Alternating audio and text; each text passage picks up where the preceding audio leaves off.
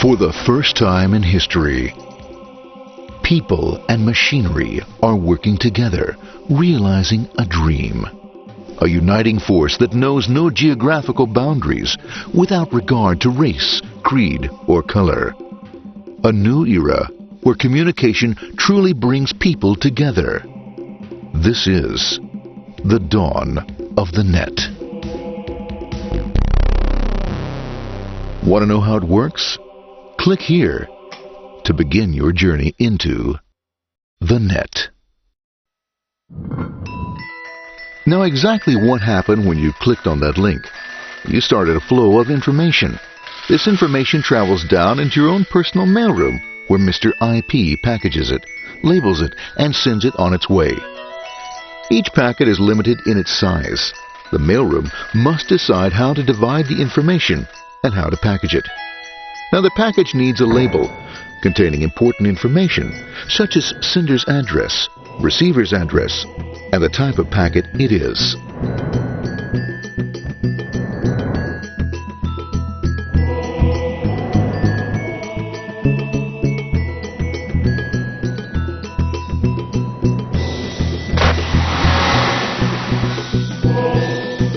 Because this particular packet is going out onto the internet, it also gets an address for the proxy server, which has a special function, as we'll see later. The packet is now launched onto your local area network, or LAN. This network is used to connect all the local computers, routers, printers, etc. for information exchange within the physical walls of the building. The LAN is a pretty uncontrolled place, and unfortunately, accidents can happen.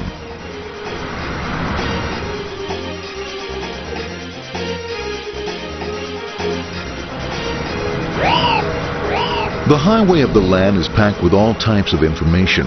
These are IP packets, Novell packets, Apple Talk packets. They're going against traffic, as usual. The local router reads the address and, if necessary, lifts the packet onto another network. The router, a symbol of control in a seemingly disorganized world. Whoops, sorry about that. Let's put this one here, this one here.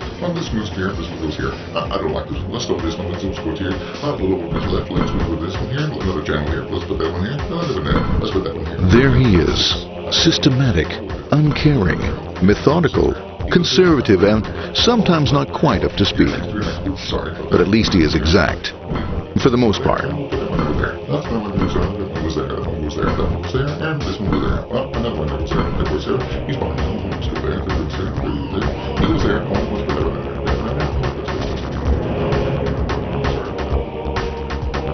there. As the packets leave the router, they make their way into the corporate intranet and head for the router switch.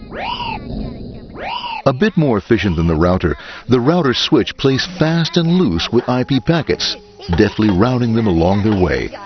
A digital pinball wizard, if you will. Here we go. Here comes another one. And it's another one. Watch this, Mom. Here goes. Whoop, around the back. Hey, in there, in there, in there. Over the left, over the right, over the left, over the right. You got it. Here it comes. Right down. He shoots. He scores. It's going. Hey, wait. Here, watch out. Here comes another one. Oh, here we go. And it's gone.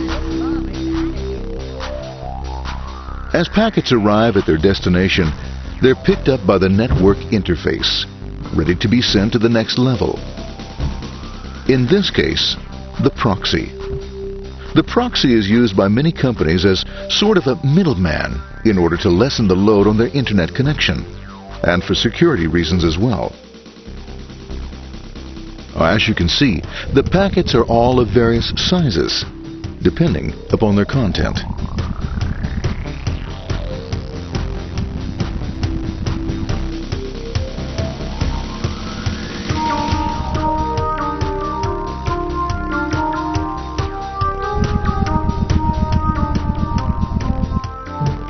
The proxy opens the packet and looks for the web address, or URL. Depending upon whether the address is acceptable, the packet is sent on to the internet.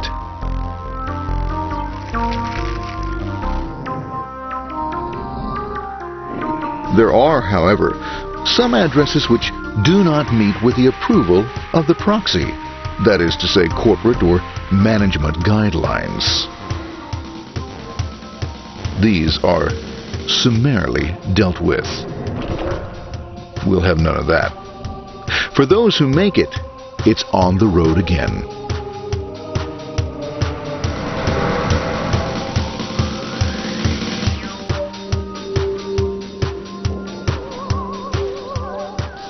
Next up, the firewall.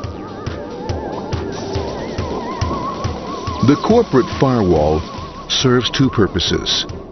It prevents some rather nasty things from the internet from coming into the intranet, and it can also prevent sensitive corporate information from being sent out onto the internet. Once through the firewall, a router picks up the packet and places it onto a much narrower road, or bandwidth, as we say. Obviously, the road is not broad enough to take them all. Now you might wonder what happens to all those packets which don't make it along the way. Well, when Mr. IP doesn't receive an acknowledgement that a packet has been received in due time, he simply sends a replacement packet.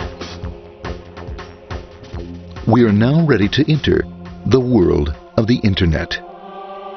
A spider web of interconnected networks which span our entire globe. Here, routers and switches establish links between networks. Now, the net is an entirely different environment than you'll find within the protected walls of your LAN. Out here, it's the Wild West. Plenty of space, plenty of opportunities, plenty of things to explore and places to go. Thanks to very little control and regulation, new ideas find fertile soil to push the envelope of their possibilities. But because of this freedom, certain dangers also lurk. You'll never know when you'll meet the dreaded ping of death. A special version of a normal request ping, which some idiot thought up to mess up unsuspecting hosts. The paths our packets take may be via satellite, telephone lines, wireless, or even transoceanic cable. They don't always take the fastest or shortest routes possible, but they will get there. Eventually. Maybe that's why it's sometimes called the worldwide wait. But when everything is working smoothly, you can circumvent the globe 5 times over at the drop of a hat. Literally. And all for the cost of a local call or less. Near the end of our destination, we'll find another firewall. Depending upon your perspective as a data packet, the firewall can be a bastion of security or a dreaded adversary. It all depends on which side you're on and what your intentions are. The firewall is designed to let in only those packets that meet its criteria. This firewall is operating on ports 80 and 25. All attempts to enter through other ports are closed for business.